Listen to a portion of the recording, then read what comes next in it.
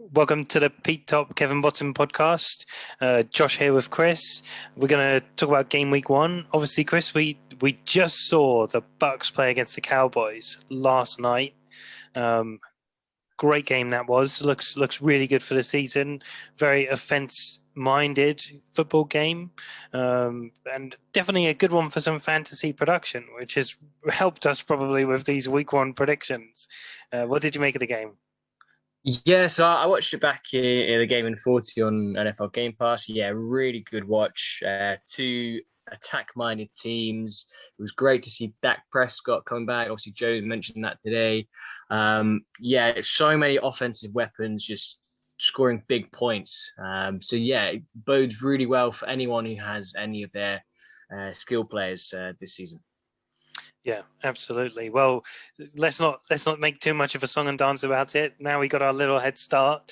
Let's go through the league and see who we each think is probably going to win their week 1 matchup. So first up on my list, it's Connor versus Andy P, the two Cowboys fans, both of which have had a decent start. They've already had a couple of their players each take part in the game week. Obviously, Connor had Dak, Ronald Jones, who did negative points, and CeeDee Lamb, who had a good outing. So I think overall a good start for Connor for sure. And then Andy P with his 2 backup Cowboys, who somehow started in his lineup.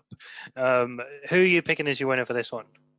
So I'd done this before the game yesterday, so I haven't changed it. So I went for Connor because I like the wide receivers and the running backs this week. Although Ronald Jones, I think he started him, which didn't go too well.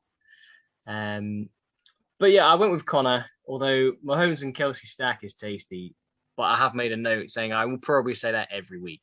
Yeah, absolutely. And it feels like we said that Mahomes and Kelsey stack was tasty every week last season when Connor had them both. Obviously, Connor also had Ronald Jones and Leonard Fournette last year, so we were constantly laughing at that running back tandem. So it's nice to see things are off to a similar start. Yeah, I also think Connor can win this one.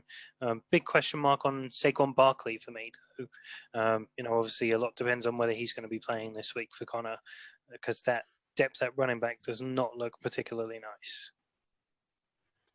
nice. No, you're looking at James Conner, who's probably the backup there to Chase Edmonds, and Philip Lindsay, who is potentially probably the starter, but it is the Texans. So although he's got a good matchup if he does play him against Jacksonville.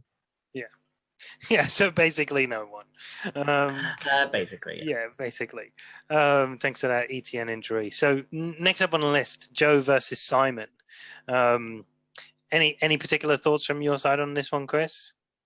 So I wrote Joe all day. Sorry, Simon, but the starting quad of Dalvin Cook, Robinson, Nuke, and AJ Brown surely has this sewn up already. Yeah, even without playing. It's so tough, isn't it? You know, the rich get richer. James Robinson takes over as the lead back in Jacksonville. Unlike in Baltimore, he doesn't get injured. For now, no jinxes just yet. Yeah, but yeah, I put Joe too. I think the only way Simon wins is if every single player on his team has an incredible week. So yeah, tough call. Yeah. But I mean, he's got Josh Allen, Nick Chubb, Clyde Edwards-Helaire, Stephon Diggs, DJ Moore's in there, Deebo Samuel. There's the potential on the cards. I think I was very low on Simon's team to start the year, but yeah, maybe he'll come out the gates fine. At least he's got 12 points from a kicker on the board, so that's always that's nice. Good start. It's a good start. Yeah, you'd take that. The third matchup of the week, Chris, it's you versus Sam. I think we saw this one in the chat. I mean, it's fair to say there's a lot of salt. From you? Yeah, definitely from me. Definitely from me. I mean, come on. How do you deserve to get rewarded for taking Rob Gronkowski by that performance? I mean, it was purely just that. I don't know if you can see. I don't know if you can see my text at the top. This section. I'm not sure if you can see. No. But I wrote this yesterday. I said Sam because I like the running back matchups more. But if Brady and Gronk act like it's 2017, then I'm all good. Yeah. Well, sometimes those stars align. The only downside for the rest of the league is that we don't have a waiver wire priority set up. So at least them having a one-off good week isn't gonna ruin the rest of your season. So Hopefully gotta not. hope that Streaming tight end. So yeah, I think I yesterday I'd written Sam, but I think after the showing from the Tampa duo, I think I'm probably in the favorite seat. yeah, and Gronk looked great. To be completely honest, I mean, he put in some amazing blocks, showed good hands throughout. So yeah, I don't think he'll have a bad season by any means. Definitely a good value pick, but there's still a chance. Derek Henry, Yeah. Justin Herbert. I mean, there is potential for a deadlift in there for Sam. But yeah, I also thought you'd win this one. What's annoying is I have in another league I have Derek Henry and I have Justin Herbert. so it's, you're cheering for and against the same players. So. Yeah, exactly. Well, there you go. The next matchup and the penultimate one, Tom versus Henry. Worth noting that so far everyone's coach's rating is pretty much 100% because you can't do anything wrong. Somehow, and I have no idea how, Henry is already at 13%. So that is very impressive. Obviously, Antonio Brown sat on the bench is, a complete shambles. That's probably why. Yeah, that is almost certainly why. Tom's off to a great start with Chris Godwin putting up some good numbers. Is this a bye week, Chris? It would be a bye week if Henry doesn't fully set his kicker and DST. Maybe he can reach out to Sam and get some kicker advice, or vice versa. But these were two of my favorite drafts. But I think I'll probably side for the roster. I'll probably side with Kyle Pitts' sweaty tits. Sweaty man tits. Yeah. I agree. I went for Tom too. I have to think that Henry is still present in this league. He's just not chosen a kicker, specifically protesting the rule that didn't come into place to start the year. Yeah. No one is more bitter about the fact that kickers are still included than Henry is, apparently. I thought it was me, but thank you, Henry, for your support. It is appreciated. Well, that leaves one matchup, Chris. Yeah. That's Carl versus me. What are your thoughts? So looking at the matchups, I think both of the rosters, both of the options have favorable opportunities. So I'm looking at Kyler Murray against Tennessee, but Jalen Hurts against Atlanta, Joe Mixon against Minnesota, Alvin Kamara versus Green Bay. So there are definitely opportunities to score points on either side. So a really close one. Obviously, Amari Cooper's had a big start for Carl, which puts him ahead quite significantly. And I think I'm going to go with Carl because of that, and because Austin Ekeler is questionable. I expect him to play, but he is against the Washington defense, so it might be a tricky one anyway.